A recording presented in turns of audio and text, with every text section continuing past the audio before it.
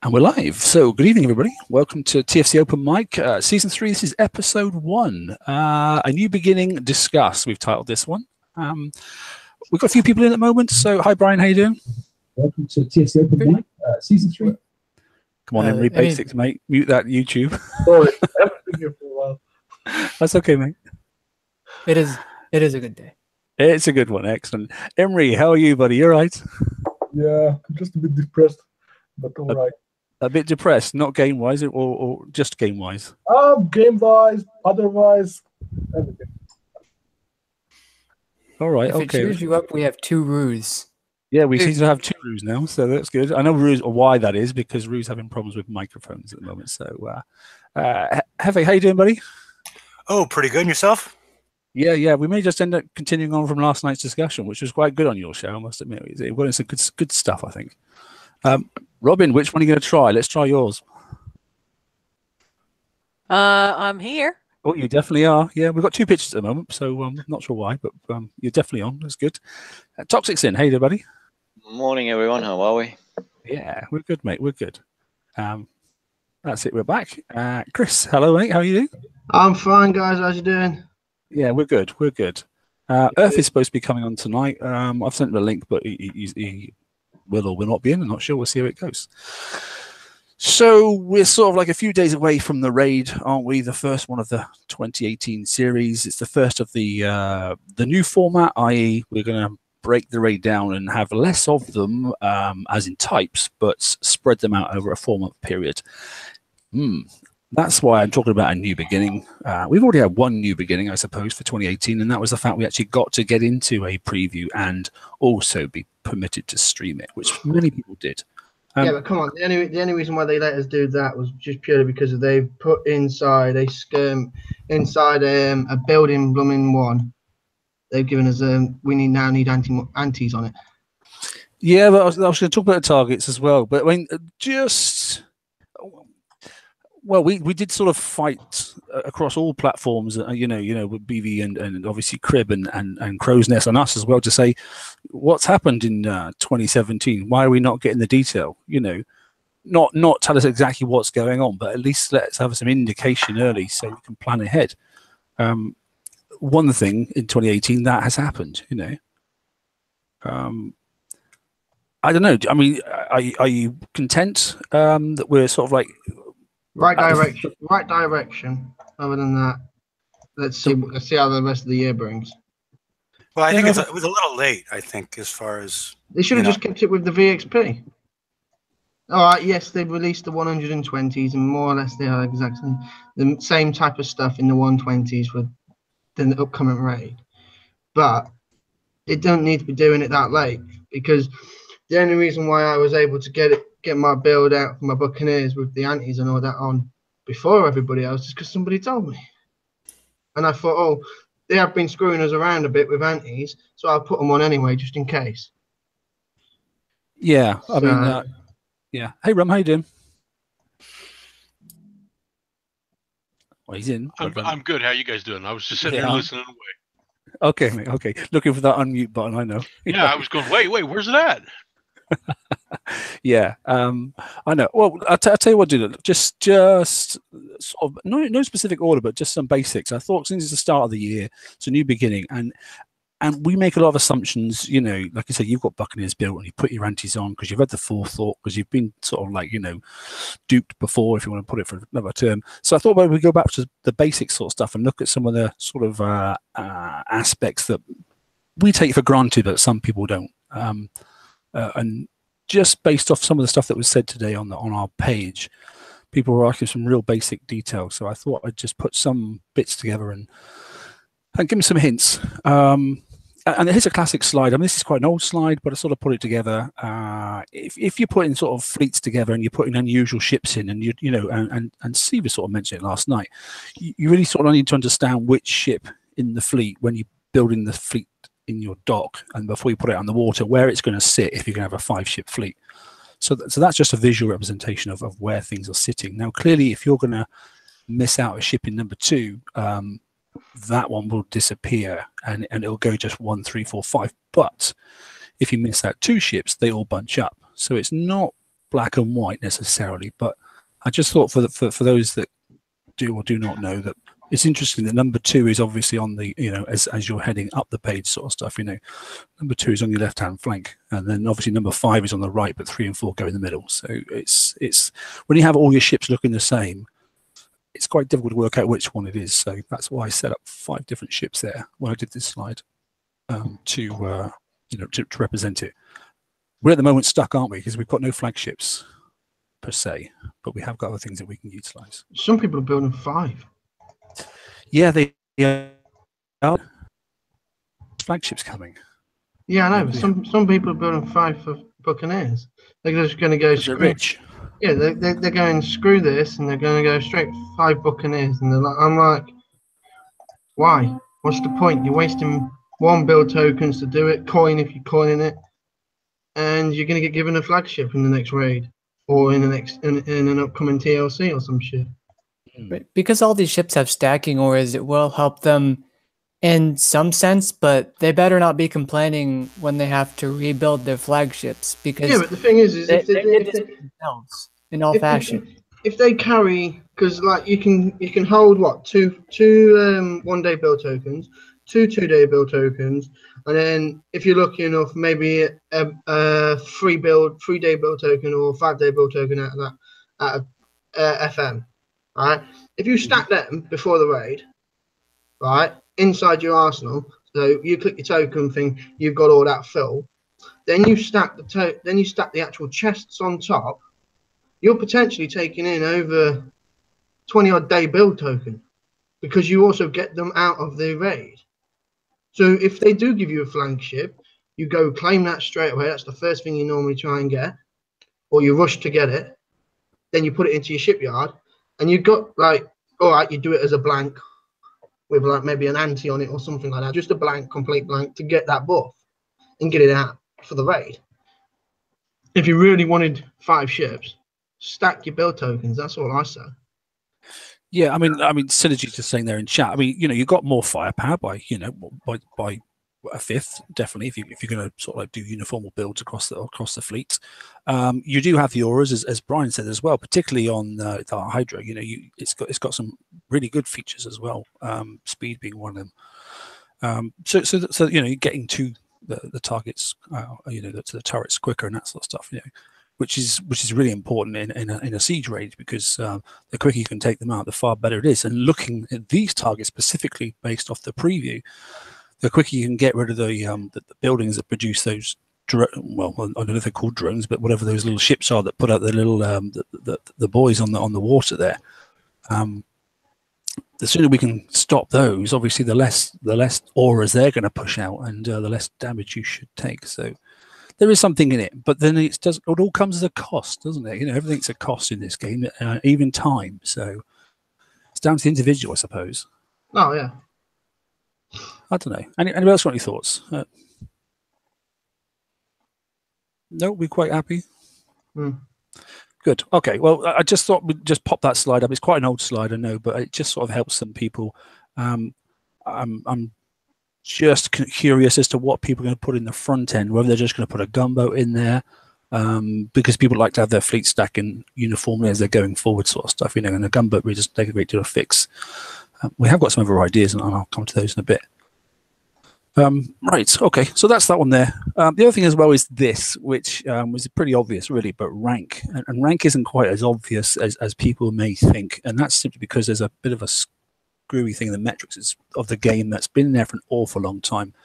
So we all know that, Recruit 5 is where it used to stop. It never used to go any further now, and ranking your ships was actually quite simple, to be honest. And then they brought in this sort of wonderful idea, we'll take them up to Legendary. Heffy, can you remember roughly when that sort of came in? I'm not sure. Well, it did go up to 101. You could remember it used to say star instead of skull. That was it. Star. Yes, that's it. Yeah. Yeah. 25%, wasn't it? Yeah. Yeah. It had to be at least 3 years ago. Yeah, I think you're probably right. At the very minimum, I think it was right around 3 years ago when they jumped it from 25 to 75.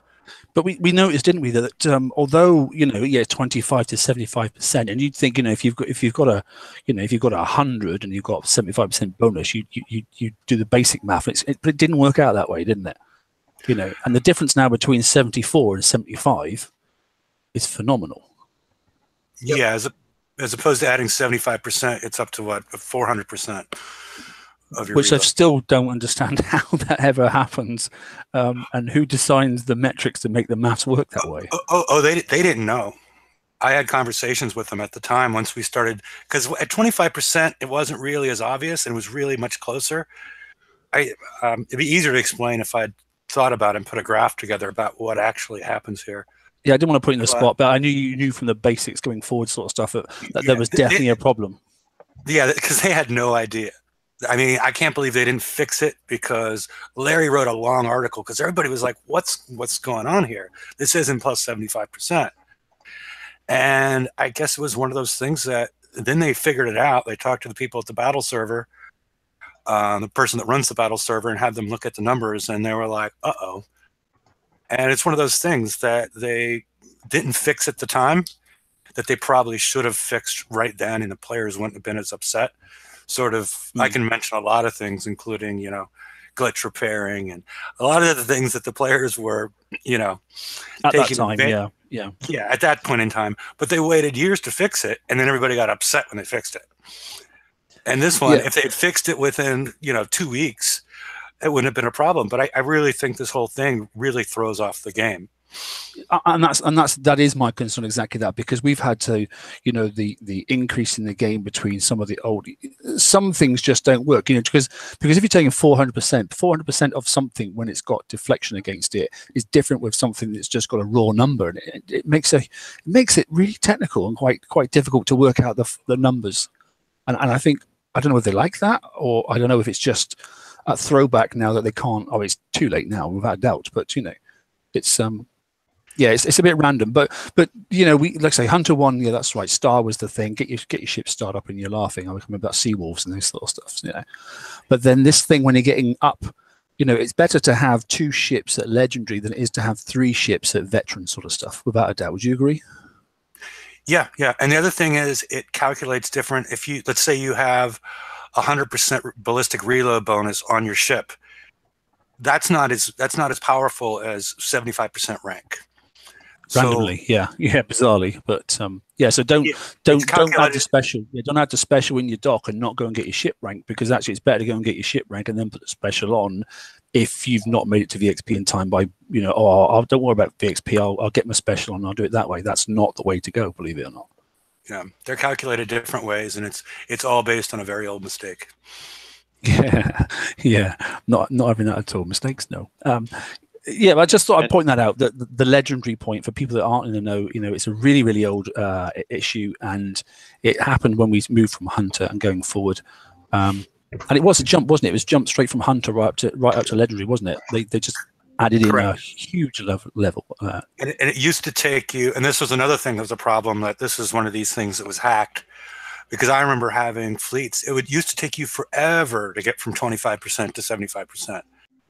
Because of there wasn't VXP weekend, and you were getting 10 VXP for hitting a cargo, and you were getting 10 if your fleet died. And with the, you know, get to 50,000 or whatever some of these numbers were, it took you a very long time, and it was just all these people autoing cargoes till their heart's content, 8 hours a day, and with triple salties, yeah, it was a,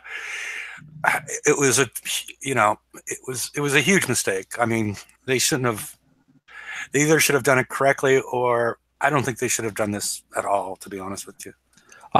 Yeah, because it's a false economy, isn't it? You know, it's part of obviously the increasing power of the game and the creep. But Hunter was fine. I think they should have just kept, because you wouldn't have to have such mental buildings, because obviously you haven't got the firepower, and you wouldn't have to take it. You know, you can put you can make your armor stronger, and you can make a little bit more defense stronger, but you don't have to go, as I say, 400%. And other targets are geared for 400%. So somebody that's sitting around and taking ships and go, oh, I've done reasonably well this weekend. You know, I'm VXP. I'm good for a raid. I'm at 70%. You're nowhere near the person at 75. It's like you're missing 2 ships. It's not a linear curve. It's I think the mid part is in the 60s, 66 or 64 or something, is halfway, Yeah. And it used to be, didn't it, launchers and certain things, because of reload at the .2 and that sort of stuff, there was no point going so far with some weapons. But then when you're talking raw damage weapons like cannons and that sort of stuff, the big hitters, then it does become really, really important. And it's created that rush for VXP Weekend at this point, which is, I guess it makes the money, but it also puts you in a situation like right now. If you just finish your Buccaneers, let's say you finish your Buccaneers right up to the day of the raid, and you don't have the ability to get all the Hydra tokens, and then you're going to get your the flagship for the Buccaneer during the raid, and you might, who knows if you're going to be able to get that built by VXP Weekend or come close to it. But now you're at this decision point of, okay, do I build the Buccaneers or do I build the Buck flagship or do I build my Hydras?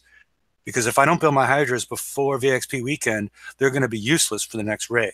Because they haven't got the capability. And if some of them are, say, veteran and some of them are elite, and then one might be legendary, you don't need that skill set, i.e. the Hydras there, which need to be stacked perfectly and turning perfectly.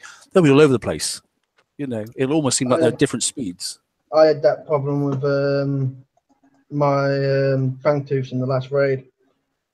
Yeah, another skill set, Hull, isn't it? Yeah, it was literally every single ship, because obviously I got the flank at a different time. I only had 2 built. I had one which was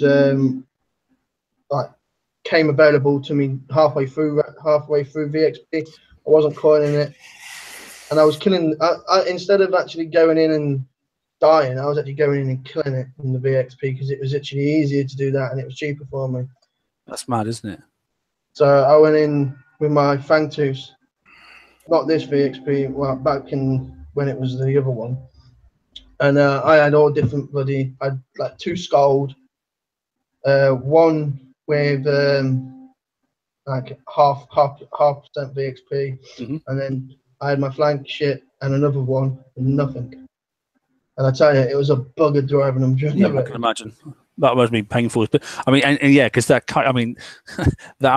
typical skirmish, isn't it? I mean, the way that you've had to be so finite, even with the auras that we've got, it's not as bad as the old Hellraiser one, but it's still you're right on the edge, aren't you, all the time? Yeah.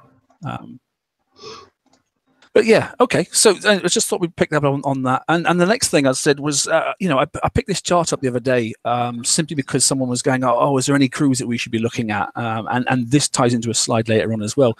Now, I think one of these actually blueprints doesn't exist anymore, and I think it could be is it a Deadeye's Destroyer on the basic one? There's one of them that doesn't. I don't think. Top Destroyer up there. Yeah, the top one. Yeah. Level 1 disappeared. Yeah, the level 1 disappeared. It's I picked these prints up. Hey, Earth, how you doing, mate? Hey, man. Sorry, a little bit late. No, it's all right, mate. We're just going for some basics at the moment, just for other people, while we'll get into sort of like some deeper stuff a bit later. So, No problem. so yeah, crews. So ignore the one top left as I'm looking at the screen. I'm hoping you're the same. So the critical hit one, but it's still, the point is because it's the same critical hit when it comes to a the tier 3 sort of like 111 sort of there. So it's Deadeye Destroyer there, critical hit 15%. Now that's a sort of a really important one for things like the Buccaneers, when obviously your critical hits are really important, and the special, the man that you're putting on your ships if you are using the new special, which has got a critical hit chance of 15% in its own right. So you're upping your chances of critical hits.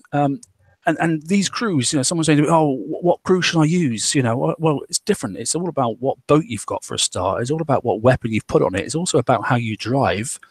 And it's also about what target you're attacking.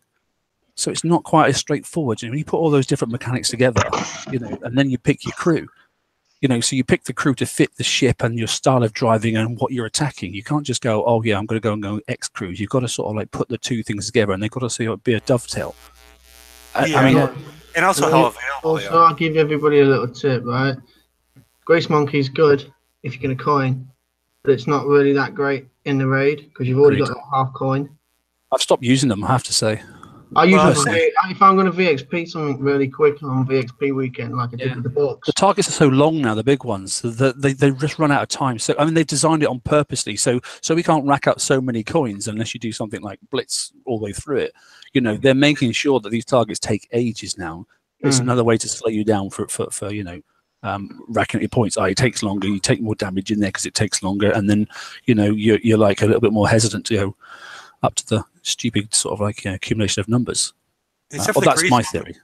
Except for the Grease Monkey, I could see that because of the really long repair times of these siege hulls. You know, where we're talking about, I don't know how much armor you have on them, but you're looking at about 14 or 15 hours, and then you're going to have it halftime. Yeah. But the little tip I was going to throw in there is the Grease Monkey has a time of 90 minutes, but if you stick something in there that's going to repair for 8 hours, and you don't touch it, it's going to repair at halftime for that full 8 hours, not just 90 minutes. Yeah, and a lot of people. Yeah, good one. I did VXP weekend, and I coined my books, and I got everything in my whole entire arsenal done, and I actually had my gluttonies, which has got full armor on them and all that. It's like something like 30 odd hours, something like that. A day and a bit. I stuck them in there. Move them across to finish off. Yeah. Grease Monkey and just took half the time. Yeah. So the other thing about obviously the mechanic, if you're not aware, the mechanic for those that are watching this back or watching it and in chat, okay, the speed monkey, the Grease Monkey, unfortunately, the way it works is obviously you get a speed up the more damage you get. So it's not too bad if you've got like incoming blast sort of damage that's got a spread area and all your ships get damaged at the same rate. Then that's the whole fleet just speeds up. But if one of the ships takes more damage than the other ships, then it's going to launch forward and have a greater combat speed than the other ones, hence the reason it's going to get targeted first. So it just has a never-ending decreasing circle of more damage, getting faster, and hard as hell to control. That's another one I've just seen in chat with Christian Daly. He's just turned around and said something about VXP could be moved up 1 week. No, won't be moved up to a week. Well, like if we do the raid, then instead of sticking it straight on that weekend, move it to the middle. Give it a bit of time. Yeah, they're not going to do that. They're not going to, because the bounty now is in that weekend. They've specifically put bounty, 12 days later, to try to maximize the income from that as well. And VXP and bounty on the same weekends. I mean, you're not going to want bounty the weekend straight after the raid. Well, they're not going to move up. They're not going to move the VXP weekend back either, because then that will allow for players to get more hulls out, which in theory could earn them more repair time. But that's a week lost of ship builds that you would feel pressured to do otherwise. So they figure the more they make from the week, the players that spend that amount of coin to speed up that theoretical week is more than the more repair that they would earn. Also, Grease Monkeys would kind of hose that as well. Love me some Grease Monkeys. Yeah. So great. There's some good stuff here, and it depends on look at the whole. So if you're fighting with, and you're a mid to level player, and you've got cannoneers up and running, that sort of stuff, then when you've got the Millennium Gun on it, then you want an accuracy one, because there's no point in having splash. There is no splash on the Millennium Gun, so it's accuracy and building damage. So Creeping Death is a classic example. They're really, really good, and Wrecking Crew, the real simple ones there, another 14%. It all adds up and it helps. Some really great ones there, like Steelheads, 15% radioactive damage protection and ballistic protection as well. On top of there are things there, and although it doesn't look really, really obvious, you've already got say like 95%, and it's gone up to 96%. As Toxic was saying, that increasing curve, it's not just 1%. It doesn't work like that. Your numbers go up hugely, in those last couple of percent. It's massive. Yeah, it's still that example. Even though it's only 1%, that is still a 20% damage reduction, 95 to 96. You take 100 damage at 95%, well, you take 80 damage at 96% for every hit. So that's why I like Brian's being here, because he does the math thing. I just know it works. See, perfect. There you go. So just that 1%, it doesn't sound, you don't literally get 15%, so you go right above, and get 110%. Doesn't work like that, okay? But you actually do. If you think about it, okay, I have 90 right now. Yeah. You're going to take 15% less damage. Yes, overall damage, yes. Yeah, relative to the 90. Yeah. So it may only be 1%, but you're still taking 15% That's yeah. I've got a sort of slide in a minute on that, which is Ren's slide actually, but it sort of explains that in a second. I've actually got another thing to say. Like, you know, the steel heads, which gives you the extra bonus on defense and all that between them all for 4 things. Honestly, I don't think it works properly. Really? Yeah, I honestly don't think it works. I ran crews in the last raid. I ran that crew in the last raid, and I was getting hit the exact same amount in the whole place. When I was getting hit, was in the exact same ship. It was in the exact same amount of time and more that type of crap. And I was actually taking more damage with that crew on than I was without it on. I have to agree. Then you got hit with torps. I think that the reason that's happening is because, did you use hunters? No, I used fangs. And it should be I'm not the best at driver. I knew where I was going to get hit, and I knew how I could drive it just to get a little bit less. But I put that crew on, and I was racking up. I stopped using that crew. I started re-rolling in raid as well. What was the other crew you were using when you weren't using this? I did one without any crew. Then I had the one with the torpedo crits and the 10% speed up. And then also I did the turning speed and evade. Oh yes, yeah, that's a really good one, isn't it? I can't remember off the top of my head what it's called, but yeah. Sea serpents. Sea serpents. That's it. I have to agree. They were the 3 ones I was going to be using throughout the last raid, and I actually found that the one will give you the percentage on defense was actually worse than the worst one out of all of them. Wow. That's my personal opinion. That's what I thought. Another broken mechanic, you think? It's worse than just not having a gun on something. The mortars are explosive, and so are the pellets that they fire. So they're explosive damage. So they have inherent splash and thereby spread. And if you're a little bit off, if you're further away from the center of splash, you'll take less damage out to a certain point. And it's always a little random, especially with the mortars. What I was finding weird was every time I was putting that crew on, I was getting more or less around about the same amount of damage, but it was more than my overall when I wasn't using that crew. Yeah, you're not the first person that said that. And like I say, I've seen the same sort of thing there. So interesting. Some of the ones I do like, particularly, like I said, for the splash, like the Buccaneers, because obviously you've got the pack cannons on there, and they've got splash inherent built in. So you can obviously the Molotov Maidens and the Wrecking Crew. It's good because it's got building damage, not splash. But so building damage will help both fleets, but. Hydras as well as the Buccaneers and obviously Ironclads as well, because I'll show you some stats on who's using what type of ships or who intends to use what type of ships going into the first raid. But there are some real good ones if you're really flash and you've got it. Demo squads and those sort of things. And if you've got things that are really, really slow and you still happen to have them, remote raiders, just because of the combat speed, you're getting into the target faster, so you're taking less incoming. So and there are other ones that can do that sort of stuff. While we're here, real quick. If you have the new special, the Nexus on your Buccaneers, it increases critical damage. So it's the same thing as before. You want more critical chance. Your critical chance crews are even better now with the man than without because more crit damage. But I think the overarching thing is read and understand what you're doing before you ask for crews and then just match the words. Yeah, that's why I highlighted the boxes there. And I mean, that's been up for a couple of weeks in a couple of different pages, but it's not just as simple as going, oh, right, what one do I have? It's what you're fitting on it, how you're going to drive, which target you're picking, and that sort of stuff, So, and definitely what weapon system you're using. That's really, really important. You have to read your blueprint.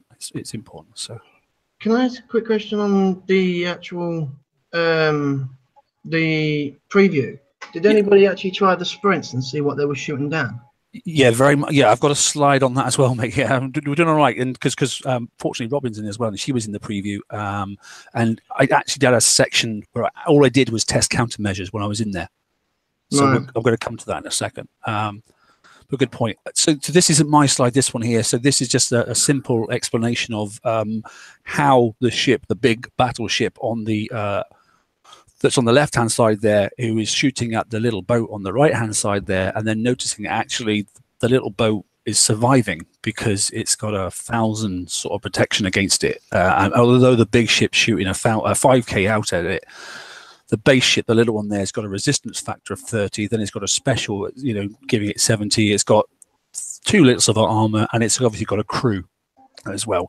And then all of a sudden, that 5,000 is getting chunked and chunked and chunked away, and actually it's only doing 635 damage every time it shoots its volley. So you're thinking you're whacking away and hitting it at 5,000 every time, and then you're wondering, and probably calling me a hacker if you didn't know, why his little gunboat isn't dying. And that's basically in a nutshell. So it's percentages off of the total that's remaining, not the total at the start. That's right, Brian, isn't it? Yeah, that's right. Yeah, that's right. Yeah, because if you take 706 and then subtract 70.6, that's how he got down to the 635.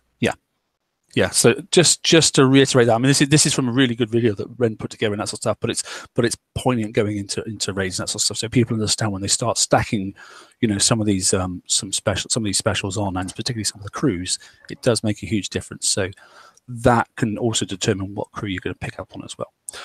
Right. Also, if we could actually ask if anybody is actually, I don't know if anybody's actually ever done this or asked this, when we stick a crew on, and say it gives you, like, take the Steelhead, gives you the extra bonus and defense, all that.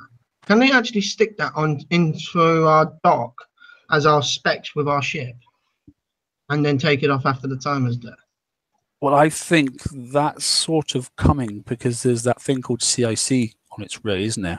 And I think we're going to be losing crews very soon altogether. Really? Yeah, because they're basically rubbish. Designing them, we're going to lose them. And I think this is a way of getting around the need to redesign crews and drop them on. You can just put modules on, tac modules on instead. Yeah, but then it's a tinfoil hat moment, but I'm thinking we're going that way. Mm. They've let them be for over a year after they were saying that they're going to revamp them every quarter. I think they can't be asked to toss them out or keep them going. They just remove the chance of rolling the ones that are seen as OP. See reference Bullseye Brigade. See other reference DOS. Yeah, we see pictures of them because they're that rare. Hang on, Brian. Yeah, you say, mate? I was just saying, no, there is also the possibility they've forgotten where to get access to change them. True. Yeah, where it is in the code. Yeah.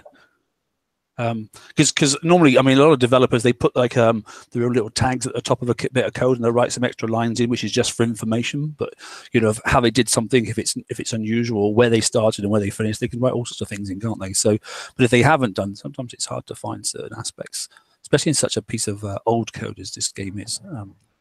Not that I'm a coder, but my daughter is. Anyway. Right. Okay. So this is the slide that, yes, earlier this week, we did sort of have a little look at a preview. It was at a surprising range of targets, but not necessarily ones we were hoping for. We were hoping for a Buccaneer S target. We didn't get one. It wasn't ready in time, unfortunately. So we got the A set, which surprised me, I have to say, that they managed to get 3 targets ready, but not the S target. But I'm sure there's a reason. But what we did get was the S target for the Hydra, which was a complete surprise. We weren't expecting that. The only thing that made that slightly difficult is people that hadn't sort of managed to do that TLC for the Hydra didn't have all the charge armors that they may have wanted to put on for the preview. Robin, is your mic okay? Oh, can you hear me? Yeah, I can. Yeah. So while we've got you, do you want to sort of talk about your experience? Because you were really going the Hydra way, weren't you? Yeah, I was playing around because Mark was testing in the A sets. I was playing around with the Hydra hull and the S target for the Hydra, and it was a little bit of a challenge because there were some issues that Kix was working through with us while we were in the test on actual turrets themselves and the hit boxes and the ranging. But it was a fun. I really liked the boom boom. There were a couple of permutations that I did, and I was able to actually finally get a good run, and so there's a video posted of that. There's some interesting mechanics in these targets. There's some things that we've never seen before and some things that we're still trying to work out.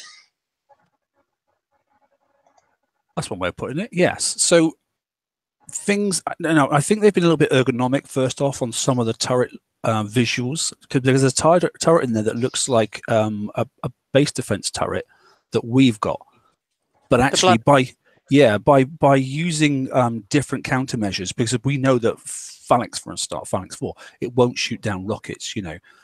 Sprints will, for example.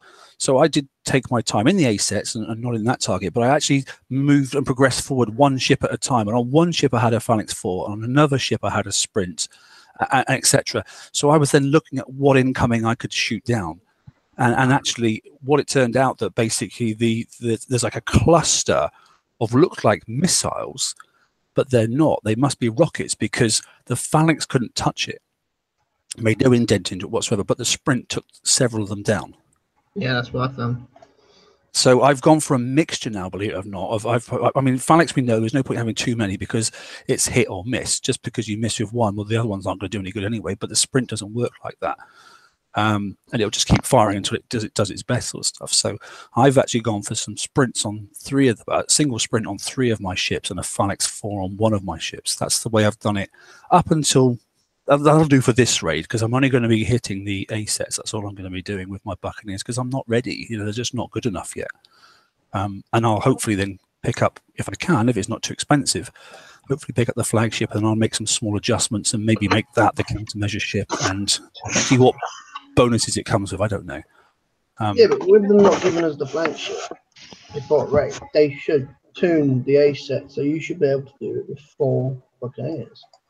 Yes, I think you can, but yeah, and I'll show you a slide in a second of just how ready people are for this raid, and it's a lot less, I think, than what KICS believe they are, considerably.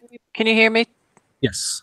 Sorry, I was just going to say one of the things that was immediately noticeable in these targets is that what I call the splatter turret, the rocket turret, whichever one that it is, we are going to have to keep moving in these targets. So speed's going to be important as well as maneuverability, and you do not want to be caught sitting in the same place. Yeah, I think if you've got slow rank, I think Sea Serpents are going to be, as you were saying, Sea Serpents are quite important this time to turn and get yourself out of there, just as Chris was saying he used last time. So what you're saying is there's a giant group of turrets on a platform, and once we get sort of close, we have a giant moving thing shooting at us, and we have to edge up to the turrets, but not get too close or we die. Some of them, yes. Some of them got a death range, you know. That sounds like a garrison target, except it's a siege target. That will instant kill you were not near the splatter turret, so it's not a case of it, at least in the preview, it's not a case of it you're going to get hit with the instant death turret as well as getting splattered at the same time. So there was a difference in the target and different turrets in different areas that were doing different things. I have much faith that instant death turret is going to be significantly fixed. Yeah, I mean, I don't know. All I can say is the turret itself was, yeah, it was satellited by itself, mostly on the water, and it was of a slightly different color. I mean, Robin and I had a bit of a joke about colors because screen colors and that sort of stuff. You know, I was saying it was blue, green, and then it was silver, and then it was something else. You know, but there are definitely a defining shape and size between the 2 different turrets, so you will be able to work it out. More interestingly, in all the targets across the whole range, there are what looks like a there's a building like with a helipad that sort of lets out some type of drone type thing, and it seems to put out little sort of stations on the water, and these stations have got little flags on top. They've got an orange one, a purple one, and a red one. Well, that's the colors that were on my screen. Each one of those has some type of aura. I haven't worked out what they are yet. It was far too early. I was still trying to work out builds, but I think one could be damage and one could be, you know, well, I'm not exactly sure what they are, but we need to work them out. But whether it's based on what the CIC is going to be coming and it's going to, you know, work in conjunction with that, I don't know. But you need to consider that getting rid of those things as soon as possible is obviously key because blowing them up definitely cause damage. And the problem is the little ships that do come out that set them up again, unless you kill those ships, they just keep respawning as well. You can't kill the ship though, can you? You can't shoot directly at the ship, but if you shoot the little thing in the ground and you've got blast effect, then you'll kill the ship. But another one will spawn a bit later on, like they do in the, you know, the old Hellrave targets, that sort of stuff, you know. So it's like a drone, but they said it wasn't called a drone, so don't quote me on what it's called. But you have to actually kill the helipad, which stops those little ships coming out, which stops them obviously producing these things to go on the water. So it's a chain event. But obviously to get to those helipads, they look like helipads anyway, you've got to get through some mess, obviously, first. So I mean, I can see some real good videos coming out, within a few few hours of the raid, particularly those in Alpha World, and people be going, oh yeah, go this way, go that way, that sort of stuff. So, but it's a new mechanic, and what I will say is the targets look fantastic. The artwork and the graphics is wonder great. if you can throw a rocket on it. Oh, sorry, you go. No, that's okay. I was just going to say the graphics in them were really, really well done. But I can confirm that one of the auras that's in there is a slowdown aura, because anytime I went near it, I had the drop down orange arrow. Ah, really? That's interesting. Like Doesn't that come into effect just as well for corrosive? Or did it just take away your aura effect? There's an aura reduction, so your speed is being brought back. Because obviously we used to have some of those. Remember in the TAC lab, you used to put some of the modules on, like arbiters and that sort of stuff. There's a link while I'm saying this. Okay, and it would reduce your combat speed and that sort of stuff. Maybe one of those is a combat speed reduction, module. I think they're more modules than anything. I don't think they're like the old mines and that sort of stuff. Because I drove into a few that made no difference whatsoever. As in, they weren't giving me damage just by driving close to them, but they would definitely have an effect on my ships in different ways, depending on which ones I was getting to. So, EMP, that sort of thing, possibly, yeah. I'd like to obviously. Problem is the previews. You're so sort of like, although it was like 2 hours, it just goes so quick, and there's only so much you can look at. So there's more to follow on that now, definitely. Can I talk about Ironclads for a second? You can talk about Ironclads, yeah, of course. Yeah, I know you in particular did not test Ironclads, and everyone is talking Ironclad, Ironclad, Ironclad, because there's the TLC that just came out for them. One, if you just started now, there's no way you're going to have anything resembling a finished fleet of Ironclads. Two, the cannoneers that we had, which are the better hulls than the Ironclad, died after one cluster of turrets. Yeah. If you think the worst ship with a shorter range is going to do well in the A's after that, you are going to have a bad time. Yeah, I think you say that, but the Ironclad actually did better than the cannoneer in the 120s. Yeah, it's weird mechanics, isn't it? Again, I must admit you're right, and also on expeditions as well. I'm finding the Ironclad is doing better to go get the base parts than obviously what cannoneers are. Yeah, but that should be the case though, in theory, because the cannoneers can do the 103s and the Ironclads can't do shit. Can't do anything. Yeah, it's weird, isn't it? So horses for courses. So the skill hull is better in exactly one target. Yeah. Then why would you ever build the skill hull if literally its only job is to do well in one particular target? Because it gets you the most.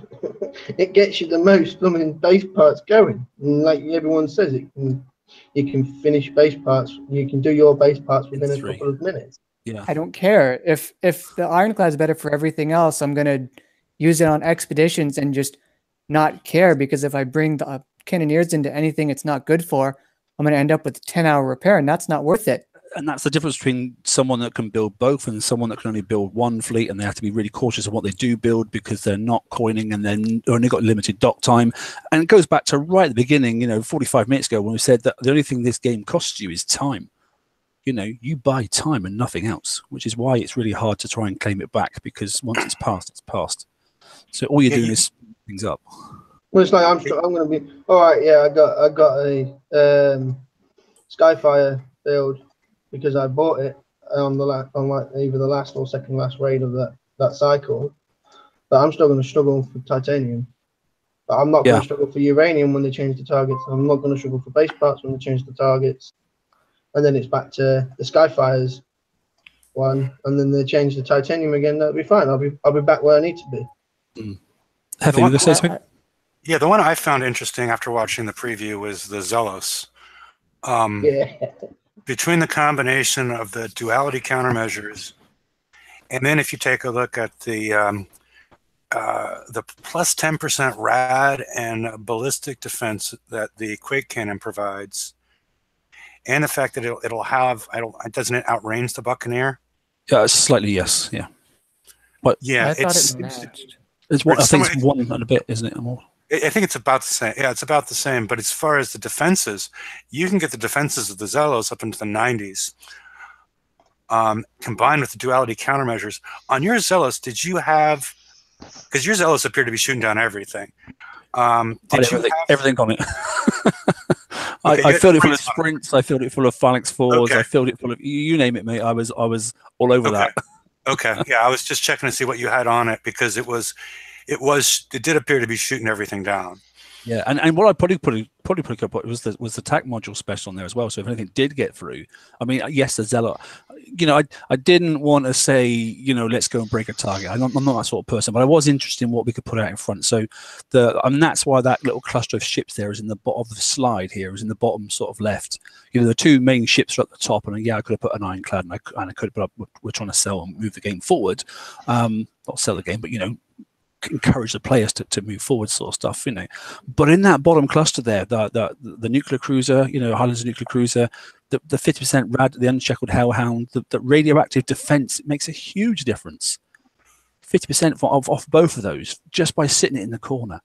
Don't put an engine on it, just put a countermeasure. You know, use your Buccaneers or your Hydras. Actually target one of the clusters, and the ship won't bloody move, you know. Or if you want to take your ship into the fleet, there's an amazing countermeasure ship which you've got because you use it in the FM, you know. And if the 115s have been dialed back a little bit, you know, a lot of people have actually built a second one, a quick bit of a tweak, you know, or it may be fine as it is. You may just be able to strike it straight in, and the lower level targets. That's basically what I did. You know, because mine doesn't have, my second one doesn't have an armor special yet because it doesn't need one. So I'm thinking about putting the alloy special for rad and ballistic on mine because I have Zealous tokens from the FM, and it doesn't need an armor special for the FM. So, and it's got a ton of quake cannons on it. A Zealous range will exactly match the buck. It's got 45%. Okay.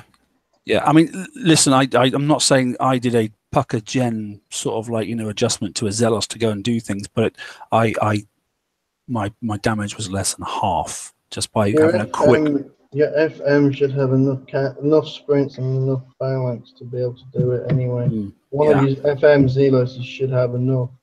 My second, I mean, because obviously, you know, we know there was a bit of a power creep, wasn't there, in the FM over Christmas sort of stuff. So I actually sacked my Ironclads, my icebreakers, because I'd refit them about 5 times. I was running out, getting to the stage where I was going to run out of tokens. So I put the bullet, and I had enough Zealous tokens. So I built another Zealous. It's not ranked at all, but it did the job.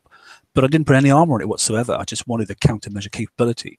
And now I've got one that I could actually probably get away with putting some ballistic and radioactive onto it pretty quick, even the little ones, you know, because they only take half hour each. So that will boost some stats. And if I want to go that way, I'm going to try Hilux nuclear cruiser first, and see if that works. If not, then I'll do that in the A sets. That'd be really nice. Yeah, possibly. We'll see. But yeah, so there's some ideas. I mean, you know, like Robin, she was doing, you know, the S target, which is the next stage up. You know, actually, it's probably a huge jump, not just the next stage. Then with no flagship, clearly Zealous is not going to work because, you know, I don't think we can get the speed match, and obviously the more Hydras you've got, the bonus you get from the auras of speed ups and that sort of stuff, it's going to get quite complex. But if you can sneak the nuclear cruiser in the corner and you're pretty good on your buttons, then it's certainly going to help you a lot, I think, personally. But it might not work in the S set if they lock the S set to tier 7 siege only. So this warn you, they might disallow that like they did last time. But it could work in the A sets. Okay, Robin, yeah. Oh yes, yeah, good point. Yeah, so and it was sort of touched on there. So the chests, okay, and your dailies and that sort of stuff, just keep racking them up and try not to spend them as much as you can. If you are going to run out of titanium, if you are going to run out, I mean, we're eating through stuff at the moment in the game because there's still so much to do. Then you know, you use them up. As in do the dailies as much as you can. I'm even doing the one that's, you know, the one for the uranium at the moment because I'm rolling so many crews now in preparation for the raid as well. And if you want to, on our page, like I said, you know, there is I'm not trying to, I used to, but I'm going away from using them myself now, the macros and that sort of stuff. So I don't advise using a macro, to be honest, using the Hydras, but the Buccaneer is far more forgiving. You can crash into those A targets a lot better because I'm not saying it's an auto hull, but it's not the finite hull that the Hydra has to have. And it didn't seem like the A set had any of those critical turrets in it. like the Hydra S target did have. So you can get away with being a little bit more sort of forgiving on your driving capabilities by using the Buccaneers, without a doubt. So macros would work very well, I have to say. Anything else? Anybody want to say anything about the preview and that sort of stuff? We've sort of done it to death, I think. But there were some great videos there. You know, Price did a really good one. I know Damnation was running a really good one as well. Ren had some great stuff. Like I say, Robin made some videos up as well. Actually, her video run was fantastic in the ESC for such a high pressure, because I was watching her when she was doing it. High pressured run. It was really good. Be careful when you look at these targets in the raid. The weaknesses. I think it was offhandedly mentioned that on the A sets, the only weakness they had was ballistic, and the Hydra is radioactive. So we're not sure if that's going to be fixed or not, or if that means that your Cannoneer, Ironclad, etc. would do well in the A sets, and it would be very resistant to the Hydras. Yeah. So bear in mind, obviously, you can't take in, because people were saying, "Oh, I'll take in that old defense ship." Well, it's now a defense ship, but you can't use it because it's obviously class locked. You can't use defenders, but you can use like Harlot nuclear cruiser because it's a siege hull and that sort of stuff. I think you're going to be locked out, or not locked out, but you're making a huge mistake if you try it. So there's going to be two siege targets. Make sure you pick the right one. Because obviously the Buccaneer will, just like we've just had the last raid as well, if you put the wrong ship into the wrong one, it won't do so good. You'll basically die. But if the A set should be generic. It should be, you know, it's the 81, 83, 85, pick which ship you want to take into there. I just think it's, well, if it stays, you know, subject to change, as I always say there, it's on the screen. If it stays the same, you know, it's forgiving enough for the Buccaneers, so it will definitely be forgiving for the Hydras, because the Hydra is definitely a better ship, I think, but we're nowhere near ready to play with the Hydra yet, unless you're really rich. The Hydra is so good that they modeled the S target for that and not for the Buccaneer. Yeah, absolutely. Right, okay, we'll move on quickly then. So I popped this one out today earlier on because I sort of got to a stage where I was a bit bored and didn't have much to do. So, but two questions did come up and saying, CIC, what the hell are you talking about? So I sort of drove this one backwards in time to when we were using those funny little ships there, which is not the best picture on the right, but on the right side there, which was the little arbiter ships. And we had those, and we had that thing that everyone sits out in the water and then just uses it as a placeholder now, which was the TAC lab. And in there were those modules. And that's why I think what we're getting in these targets now are sort of mirroring the old stats for the TAC modules. Why? It's very easy to code because the code already exists, and it's quite lazy.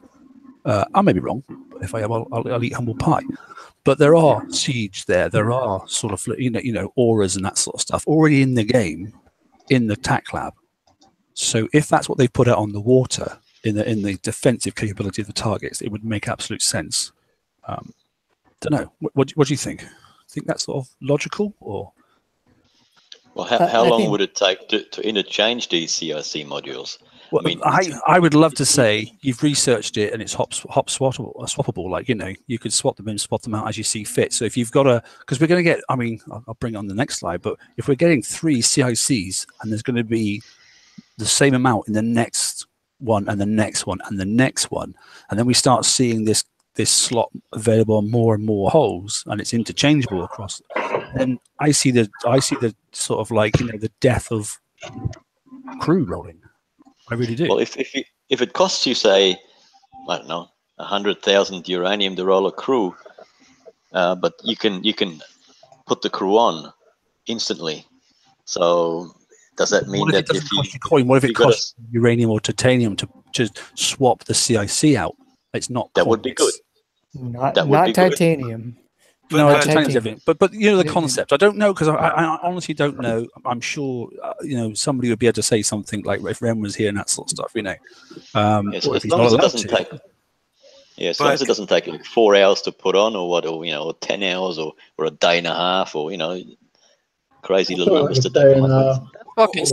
Because again, it's not immediately swappable unless you don't have to bring it into your shipyard, because if you as soon as you have to take it in your shipyard, you have something else going on, and usually mine's going, you know, 24/7. So it's not really like a road crew where I can just immediately decide I want to put this on for this target and swap it out as long as it needs to enter one of your shipyards, which I assume it's going to be your main shipyard. Yeah, I'm just hoping it's a bit cleverer than what we used to have on the Arbor table. You used to have to build it and then you'd fit it and it'd take a number of hours and that sort of stuff. If it is like I said, it's a tinfoil hat here for TSM, which is quite a rare thing. But if it is a case of like this is the way that they're going to manipulate and get rid of the crew rolling, I think it'd be a fantastic idea. And if it does cost you, I don't know, 50,000 to change from one TAC module to another, one CIC, because that's what they want to call them, CICs.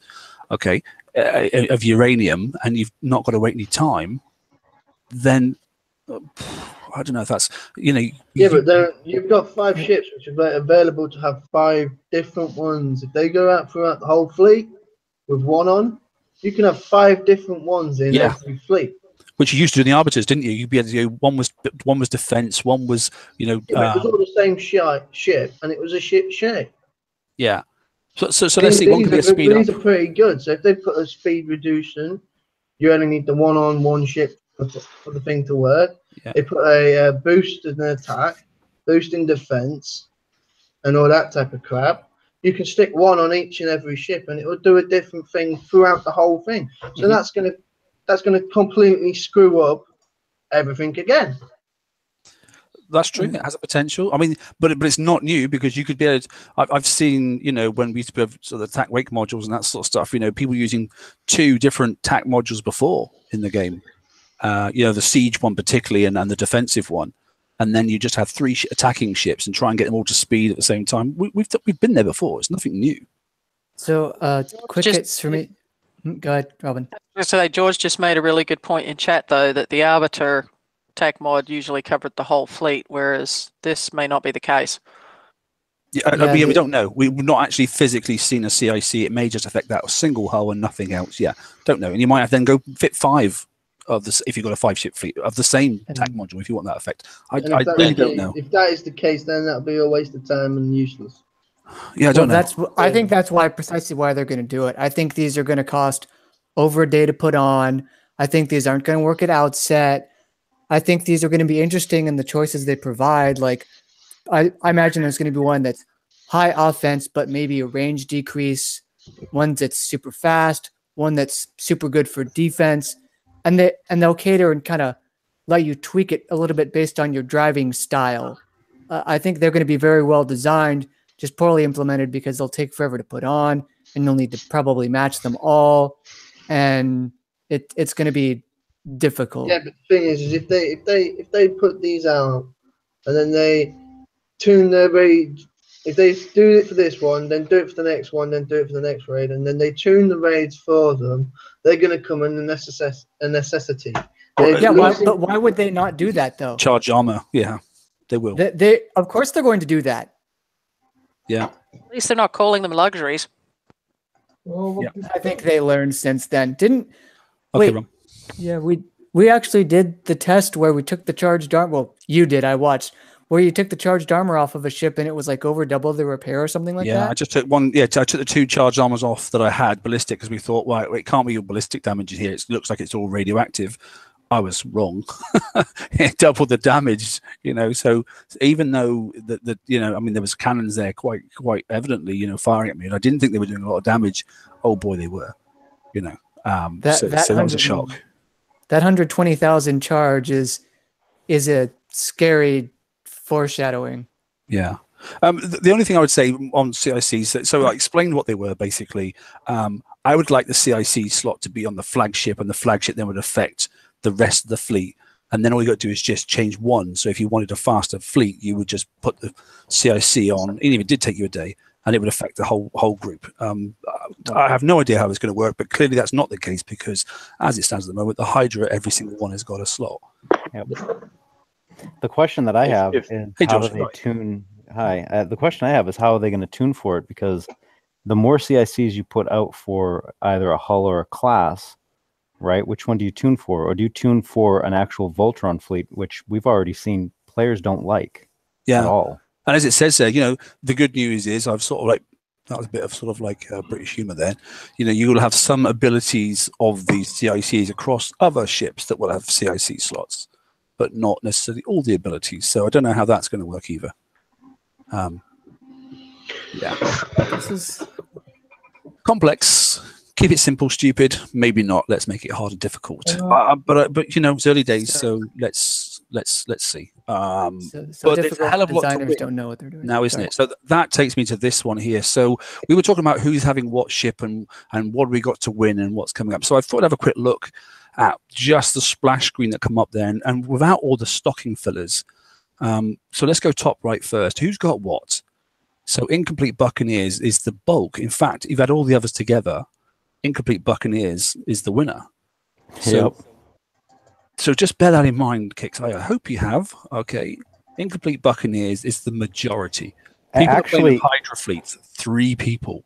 Yeah, look, what's even worse is that if you actually take the full fleet of Buccaneers and the full fleet of Hydra, you have 90 as opposed to what, 5, 6, 7, 8, 900?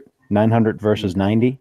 I mean, that's 10 times the BP population that answered that is not ready for this raid. Yeah, and yet you put out a siege target, you know, which is okay. There's 21 there with incomplete Hydra fleet. Well, if you're not fast enough, you're going to get messed up pretty quick, and you haven't got all the auras. So, but or if you're unlucky, you've got more people still running around with Ironclads than you have got, you know, a full fleet of Buccaneers.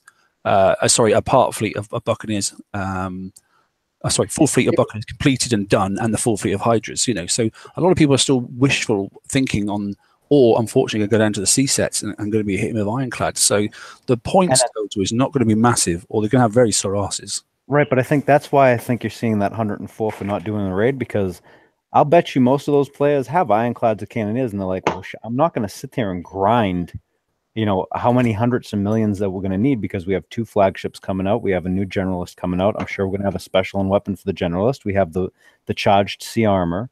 So how many of those, you know, 104 just like are giving up? I mean, I'd say a majority of those, my guess is just are giving up on the raid because they're like, we're not ready.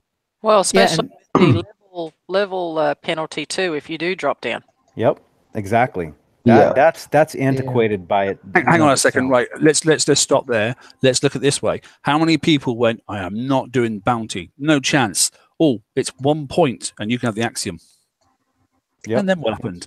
And then all of a sudden, the metrics went screwy. You know, that was a one-off. So a lot of people are saying they're not going to do the raid and that sort of stuff. But if they turn around and go, do you know what, C-sets are all right, Ironclads are doing fine. Some of those will be tempted. Not all, but some of them will be tempted. Good luck getting, with a day late start on C-sets, getting anything of any value. Yeah, no. We know it's probably going to be 12 to 14 million probably for one charge armor. Here's one thing for you. It's the first raid. A lot of people ain't going to be ready for it. Now, look at the people who are going to be prepping for people. They're going to be the ones that carry everybody through, and it seems to be the same thing, the same crap every damn raid. But how many people are going to be prepping now? Looking at that's being ready for the second raid. The people who usually prep for people ain't ready themselves. Yeah, and that's what Hefe, we were on about that last night, weren't we? And Earth, you just mentioned it, mate. I'd say 90 to 95% of people that are normally ready actually aren't this time. And that stat up there of just 3 people with a Hydra fleet. So there's the mega coiners that I'm all good, I'm ready to go. 3? Or they might have got lucky with them chests. Yeah, well, I certainly didn't. I got 5 tokens total. That was it. 5 built tokens. Can't even get 2 blank ones out. I'll be perfectly honest. Most of my alliance are all saying, well, we're just going to make sure we're ready for the second raid. Yeah. Hardly anybody's really that bothered about it, to be honest. Yeah. But how many points is that going to take, though? That's the thing, because this is, I mean... Escalation, yeah. Well, not even escalation. Just think back to the tech raid last month and how many points we had to get then. And even now, this is a 4-day raid where the others were 6. The tech store was 6. There's 2 flagships. We're going to need 1 of them. If you're going the Hydra route, you're going to need to buy the CICs. You're going to need to buy C1C armor. And I don't know if they're going to introduce C1, I guess, L, the radio charged armor. But if they do, that's even more that you'll need. Weapons, maybe. But there's so many things that you need to get even now if you want to be ready for just 1 set of hulls, not even necessarily 2. If you want 2 sets, you need both flagships, probably, a bunch of armors to fit both fleets, the CICs, all sorts of tokens and such to get them built, at that point, you're looking at probably more points for this 4-day raid than you are for that 6-day raid. Yeah. So go back quickly to the start of the show. We said about buying time, taking my money now. It's not just about, I want all the points. You want to be able to put yourself in a position where raid 2 of 4, you're actually in a reasonable position to then start focusing on the second fleet, because we all know many people are finishing off the previous raid fleets because now there's a TLC out, which is just finishing off, which is supposed to help us get into this one, and I can't fricking do it. Go, George. Well, actually, now that you said that, there was a thing that one of the big players, Boba Fett, says a lot of times is that I paid to have the stuff ready. I paid to have the fleet at the beginning. And now it feels like you pay. Why Stu left, isn't it? Stu left that raid. Yeah, and you got to pay again, and you have to pay again, and you have to pay again. So what are you getting for the first initial payment? Because you've already paid. Why it's a detrimental thing to the coiners that are actually paying you. But that's I actually wanted to address a couple of things. One, I actually don't remember this, and I just want to know if anybody in the panel remembers. When was CL3 last available? I bought it about a year ago. See, and that's, from what we've seen, is a really key piece of tech for this entire raid set. Why better be a prize in this raid. It's for $500,000. I mean, really cheap. Yeah, really cheap. It should have been there in the last raid, right? And then I keep seeing the same argument, and it's been something that we've said ourselves in the past, where people need to stop thinking that they have to get everything in the raid. And the problem is that that's changed because now CICs has made it they've designed everything in such a way that if you don't get everything, it hurts you. It's punitive in nature if you pass on stuff. Like if you want to do the TLC, damn boy, you better have both of those fleets or else. I mean, well, you're not going to do it without coining, and coining a lot, because round 6, if you have, you've got no choice but the requirement to must have. So now it's like, in the past it used to be, well, you always got the weapon because you never knew when the weapon was going to come, and you can kind of pass on this or that and da. And as times progressed, especially in the last few months, I'd say it's gotten worse, and actually probably from the Skyfire on, it's become, you better get everything or else, because if you didn't have charged armors, it was going to hurt you, even though it was supposed to be a luxury item. It wasn't. It isn't. You better get the other hull. You better build the other hull. I mean, it's not the same as it was. So that is not. I don't know that's a good argument anymore. It wasn't. Just going back to the same thing where you turn around and say, right, we want one S set. The auto hull takes a lot more damage than the A set. And that's exactly what we're trying to champion, the TFC. We're trying to champion that there's just a S target. Yeah, and if you're doing the we won't call it the auto, but let's just call it the, it's not a blitz or a hull, but it's an auto hull. It takes a bit longer, and it takes a little bit of damage. Okay, but that's the way you want to go down that avenue. Okay, but you could skillfully drive it. It would just be more time consuming than using the skill hull, the Hydra in this case, where it's a bit zippier, it's got a bit more protection, that sort of stuff. But you really need to know how to drive it, because if you make a mistake, and it's going to cost you. So there's one target for both types. And it's obtainable to get to the end state with either hull. So we just have the one S target, and then we've got the A sets, and then going down, way down to the bottom sort of stuff. It started off that way the early parts of last year, and it's now developed into this beast where you must do, 2 different types of hulls, because there's 2 different types of targets, and you must own both of them at the end. And undoubtedly, you've got to have charged armor. It's no longer a luxury. You've got to have it. And in March, they're going to change the FM, so we need to build for the FM changes in March. On top of all of this, by the way. And that's going to be when they put the escalation out. Well, and here's the other thing too, is because people are like, well, you can skip this, and it's a 4-month raid, you can get it the next month, and this and that. But CICs is going to be releasing stuff every month. At what point do you catch up?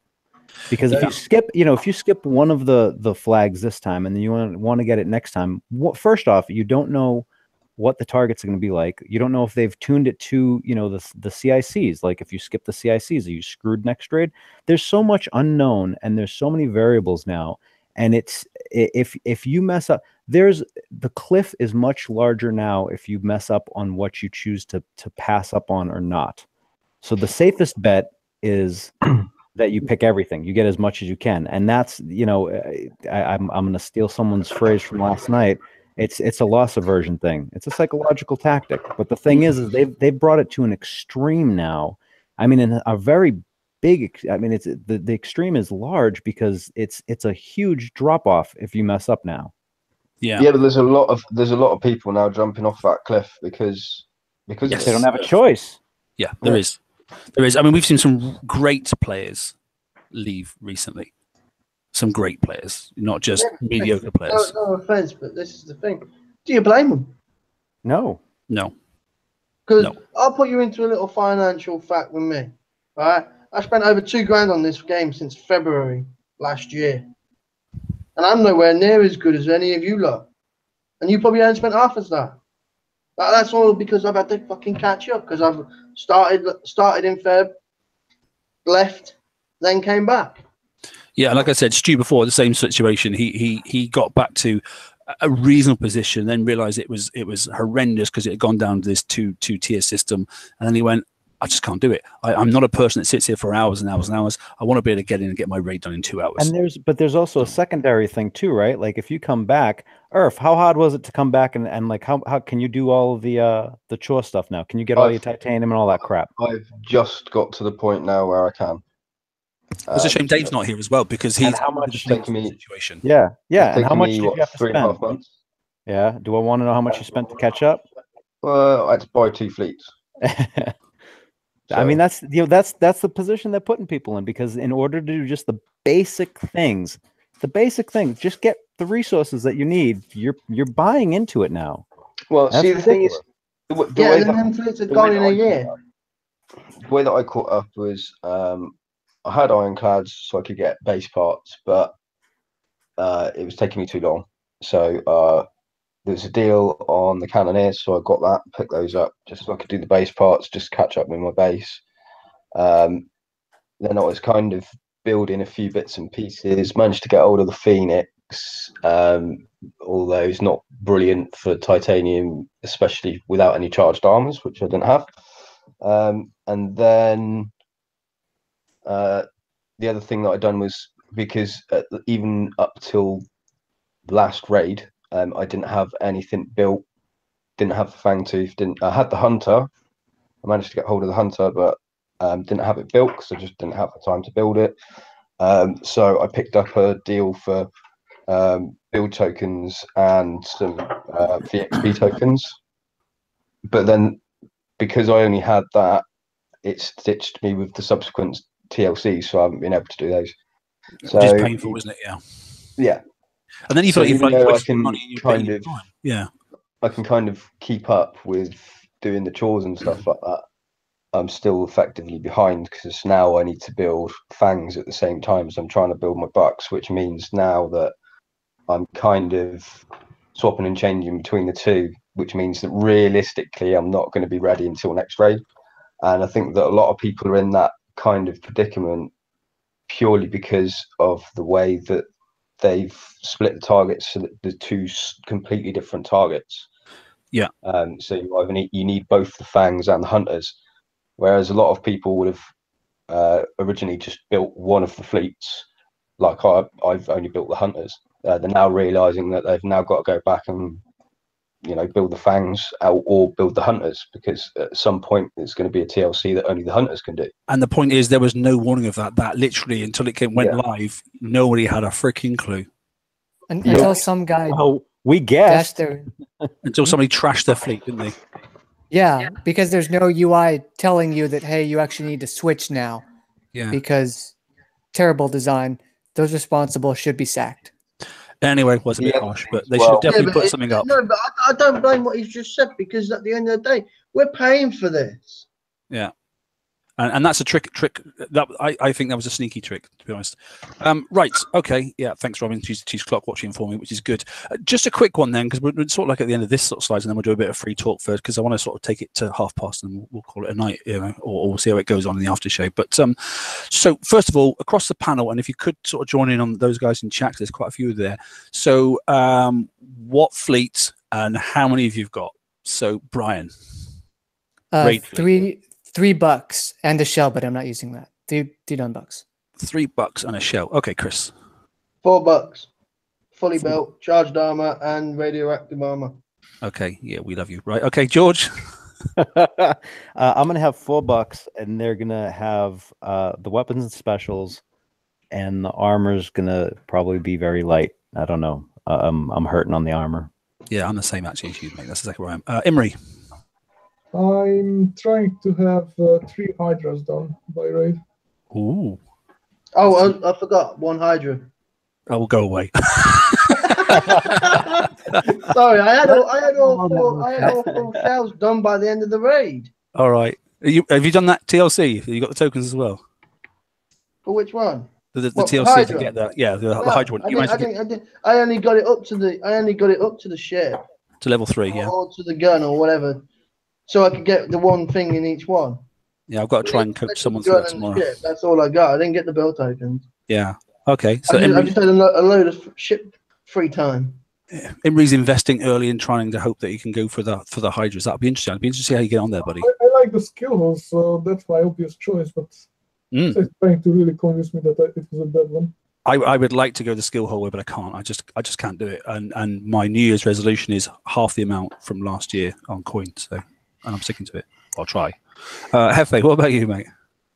I think I'm going to have 4 Buccaneers with 1 charged armor each, and then a Zealous with CL3 with sprints and quakes. Yeah, good. That'll be interesting as well. I'm gonna, like I said, I am going to try that little combination myself. I'm going to try various different flags, well, notional flags at the front end and see what I can do. Because if they die, then so what? I'll go and fix them. Robin, how's the mic? What's your thoughts? Can you hear me? Yep. Yep. I've got. We'll have 3 $4 and 1 almost there. Okay, that's not too bad then. So you're in that. Yeah, you're in the incomplete states, which is that's all right. Right, most people are. Okay. Toxic, mate. What about you? I'll have 3 Buccaneers with that, 2 armor, and no charged. Ooh, okay, mate. Yeah, remember what we said? Remember we said earlier on about the cost of taking off that charge? It was Brian saw it. Not fun. Yeah. Earth, where are you two, buddy?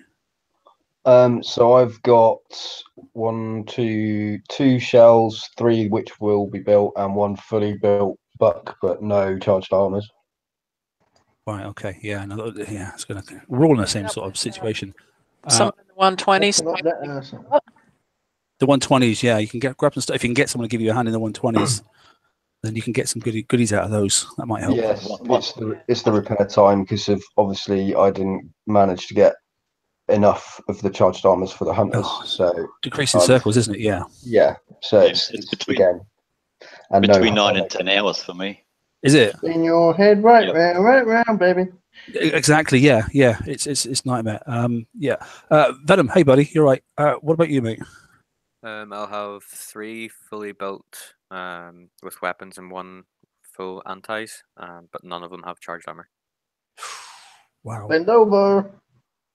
Yep. It's going to be interesting. Okay. And yeah, I mean that's sort of like then sort of equates exactly to what Ren put out in that little poll there. So very, very few. And Imri is the one that's trying his best to get down the Hydra fleet. So I take it, Imri, you're going to use all your tokens in this raid to probably speed up the last one or start one or something. Oh, I've used every token that I've managed to save up. I even got a 7-day shipbuild token from the FM. I was so happy about it. But wow, I hate you.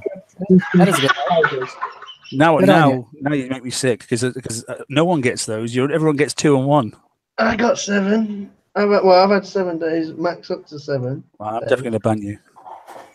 Why? Yeah. You've come back and you've got all the goodies already. No. I had a free, in the US, we're not really sure what they gain. coin count at that time, so come on. We know why that's happening, then you're getting favorited.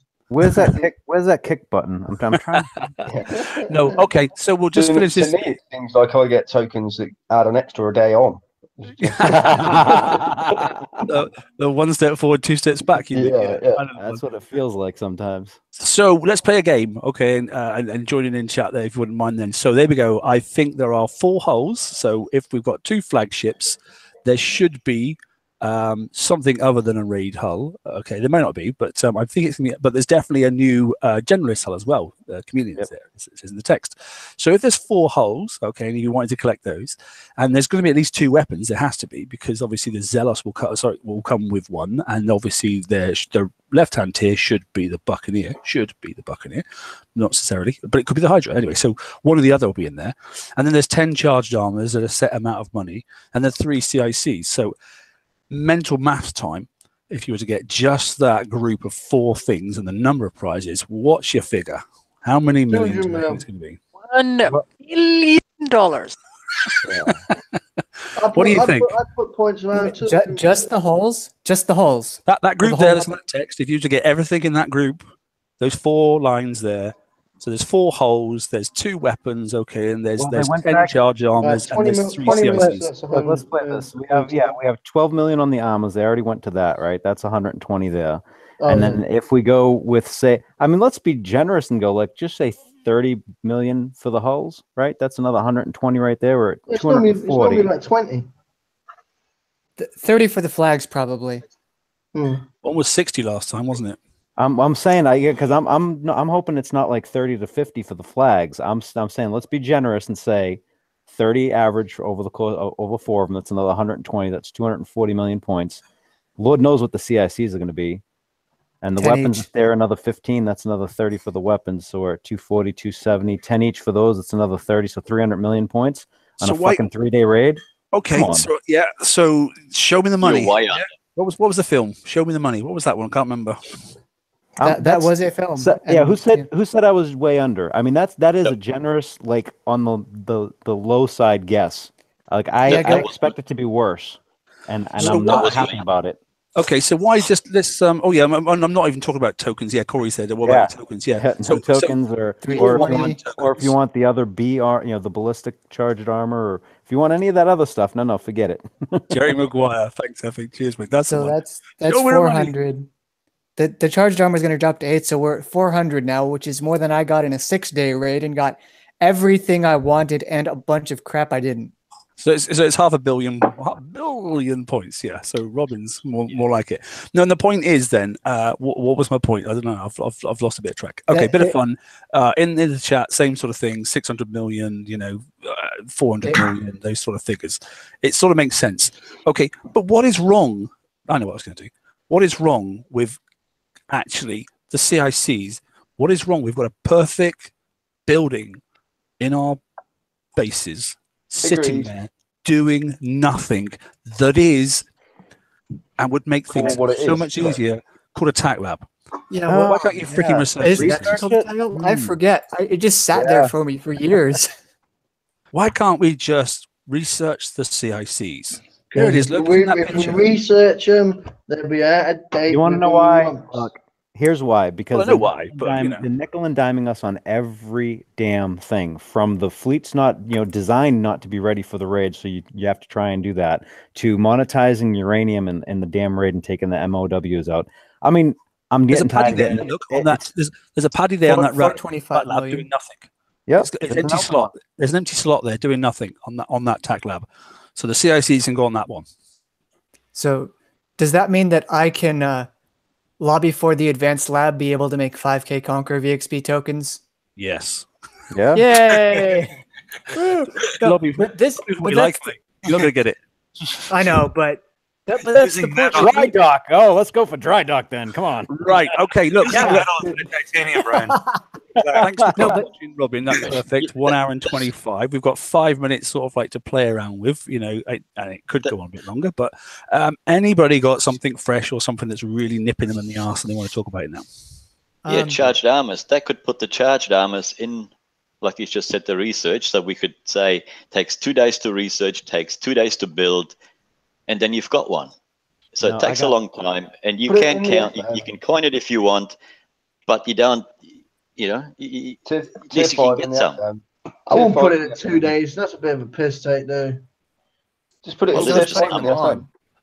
Yeah, but you don't. It's tier 5 FM, 1.2 million points each. Yeah, but they're gonna bring something else out next year. Well, this year to conquer that. Like the FM's changing, so they're gonna give us better charged armors. The C2M and the C2X. I'm gonna tell you right now, if I see Chris roll a DOS while he's on the show, I'm booting his ass right now. I'll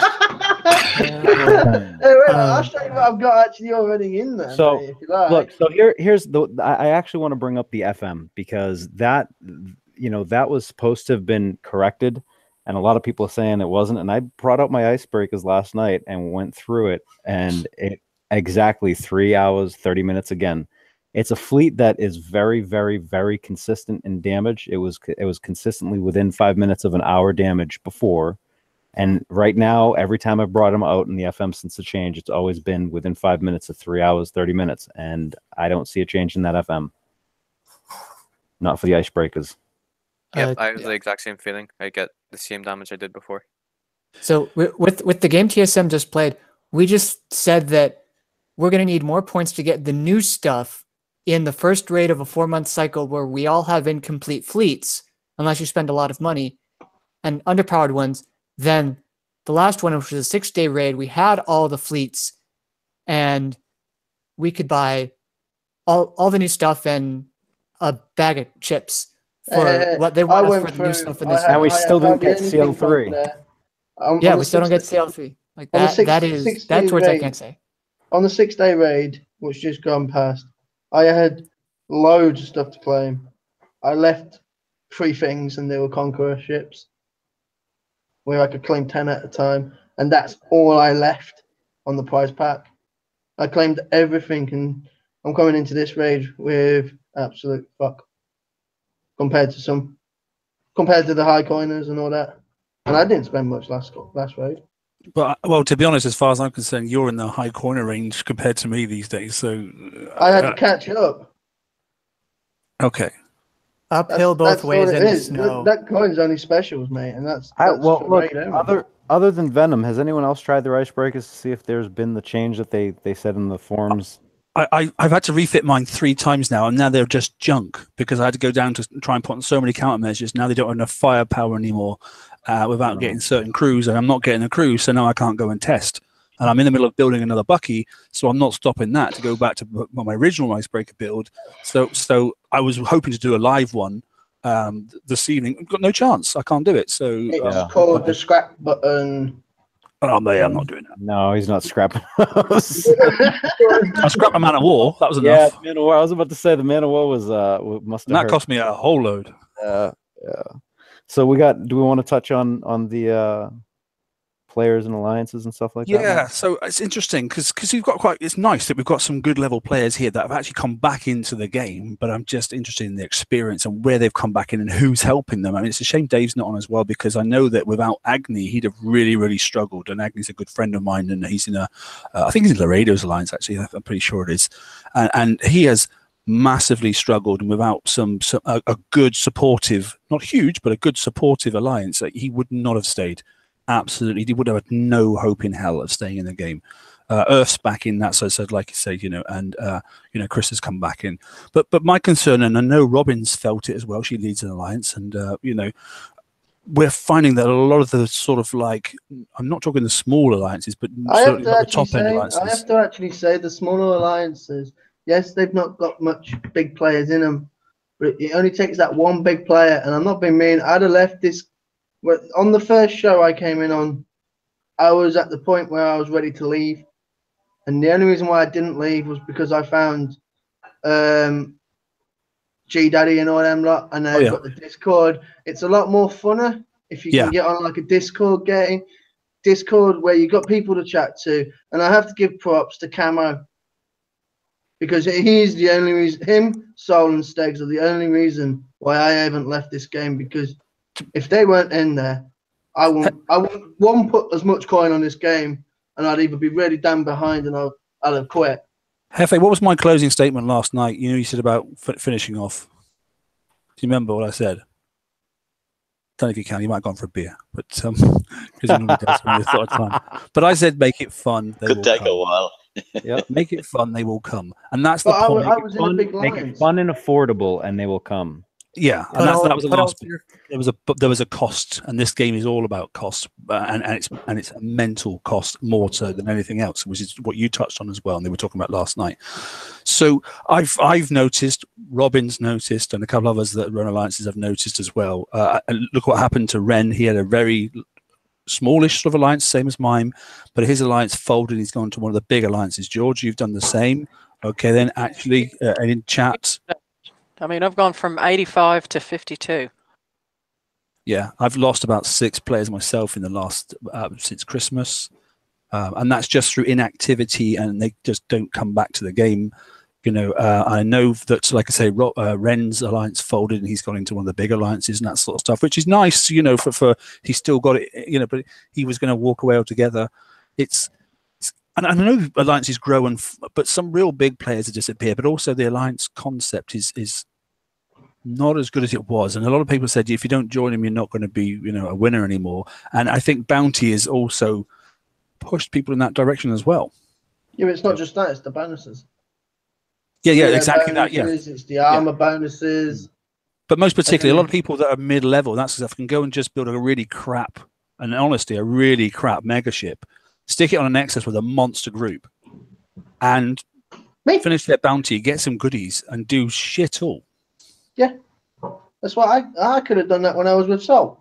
They were holding 2 to 3 Nexuses in one world at one point. When I was with Salt, I didn't have my mega build. Then I've left them. I've gone to now Noms. I've gone down. I've gone from massive alliance down to an alliance which I'm now having fun with. I've been having fun with the guys for over 3 months. So I thought, screw it. Salt's boring me as shit was.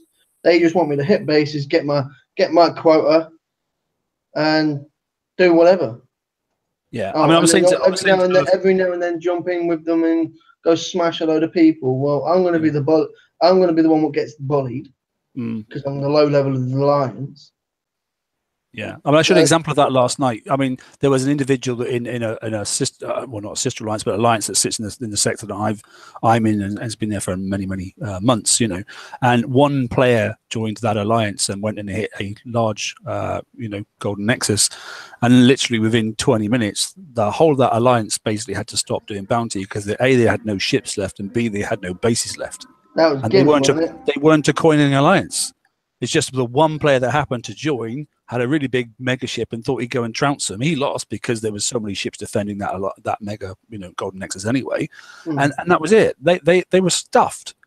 That was the end of their bounty. I have to be honest. During the raid, had a similar thing kind of happen. Other way around, really. But we had somebody come in and flatten all of our lower levels and kept on sniping their fleets.